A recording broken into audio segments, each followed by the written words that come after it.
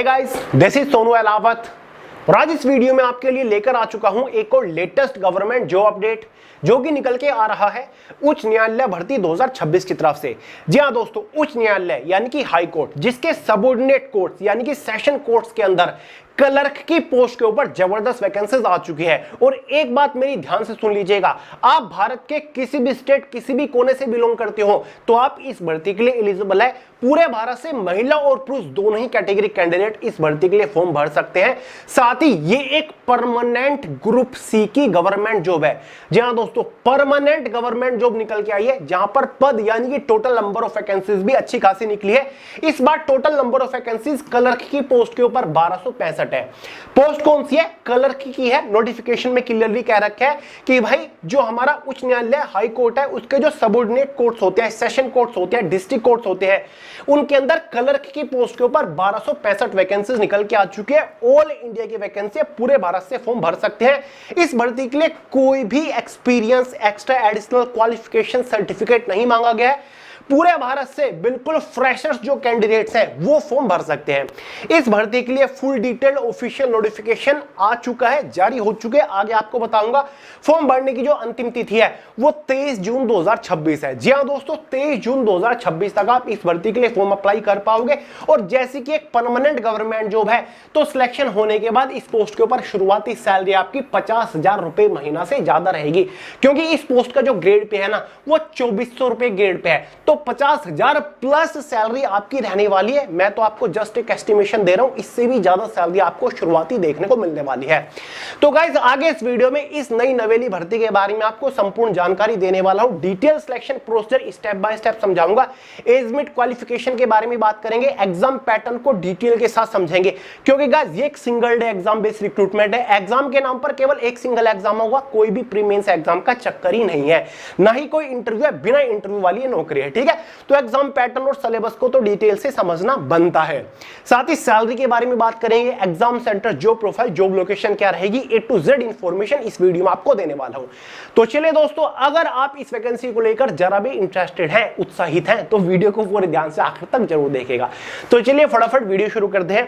But guys, उससे पहले आपको बता दूं, अगर आप जनरल अवेयरनेस का पूरा कॉन्सेप्ट अपने दिमाग के अंदर उतारना चाहते हो ना, तो ये कंप्लीट हिस्ट्री और ज्योग्राफी के भारत के पहले multicolour highlighted hand written notes अभी फोन के अंदर डाउनलोड करके पढ़ना शुरू कर दीजिएगा, क्योंकि गाइस इन हैंड रिटन नोट्स को एक बार अच्छे से पढ़ लेना, कभी भी किसी भी कॉम्पिटिटिव एग्जाम में एक भी क्वेश्चन इससे बाहर नहीं बनेगा, ये मेरी गारंटी है।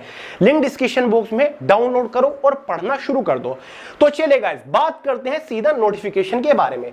तो भाई ये इस भर्ती का डिटेल्ड नोटिफिकेशन है, जहां पर क्लियरली कह रखा है कि भाई पद कौन सा है, पोस्ट कौन सी है, क्लर्क की पोस्ट है। टोटल वैकेंसीज कितनी है? 1265। कितनी है टोटल वैकेंसीज? 1265 यहां पर निकल के आई है, ठीक है।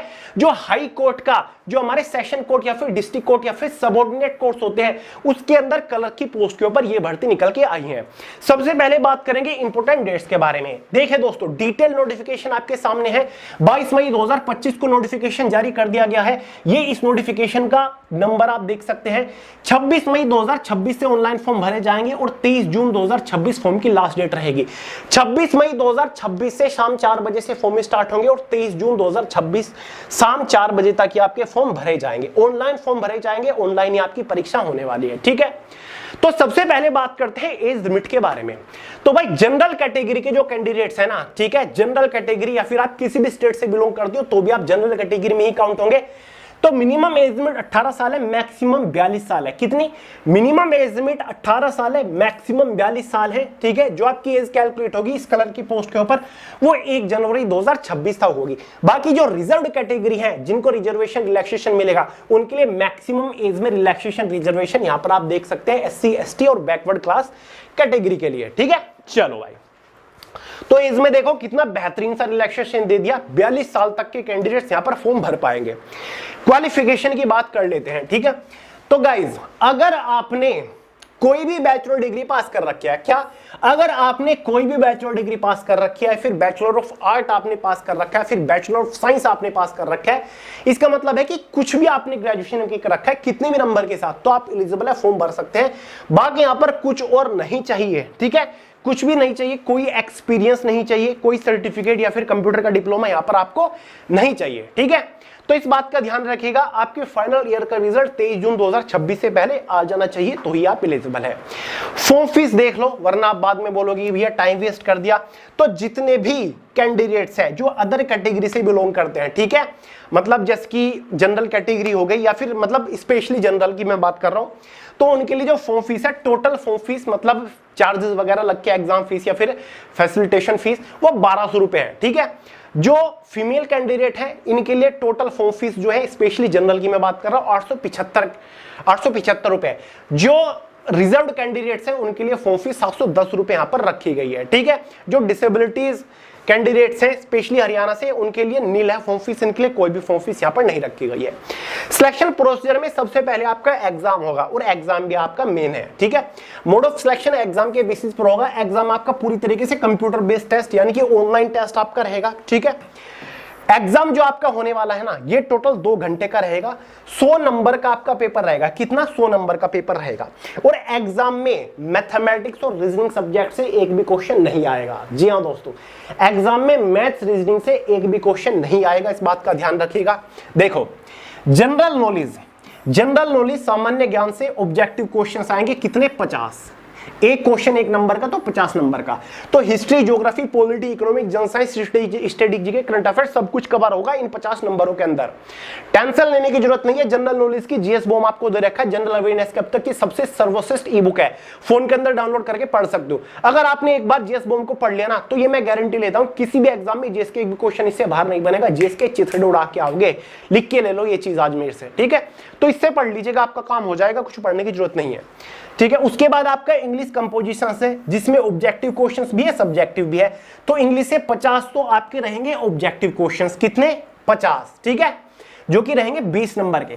उसके बाद आपका इंग्लिश का सब्जेक्टिव पोर्शन है। सब्जेक्टिव मतलब डिस्क्रिप्टिव पेपर होगा, पेपर और पेन मोड जिसे बोलते हैं, जहां से आपको क्वेश्चंस के आंसर लिख के देने होते हैं।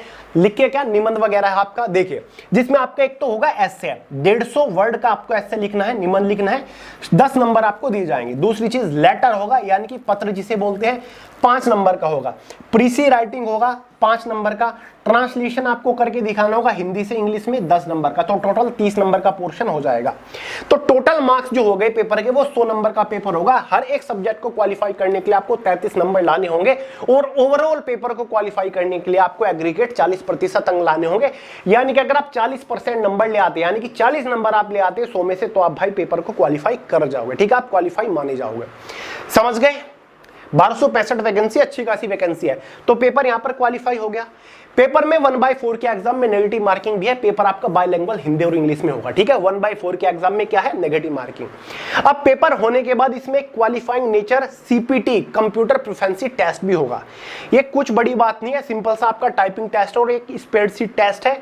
इसको 2 पार्ट में डिवाइड किया गया, जिसमें से एक तो होगा आपका स्प्रेडशीट टेस्ट, जो कि आप कर लोगे। हमने 4th, 5th, 6th क्लास में बहुत क्या होगा, आपने कंप्यूटर लैब में जा जाके। ठीक है, 10 नंबर का होगा और 10 मिनट का होगा, जिसको क्वालिफाई करने के लिए आपको केवल 4 नंबर लाने हैं। कितने? ये लिखा हुआ है 4। स्प्रेडशीट सिंपल सा टेस्ट है।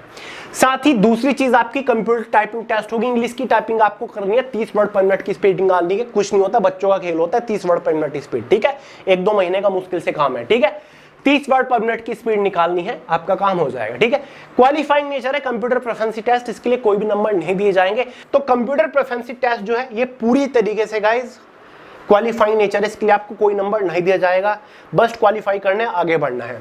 फाइनल सिलेक्शन जो होगा वो एग्जाम के मार्क्स के बेसिस पर होगा। ये जो 100 नंबर का पेपर था, इसी के बेसिस पर आपकी कट ऑफ बनेगी कैटेगरी वाइज। अगर आप उस कट ऑफ को क्वालिफाई कर लेते हो, फाइनली आपका सिलेक्शन हो जाएगा, आपको यहाँ पर नौकरी मिल जाएगी।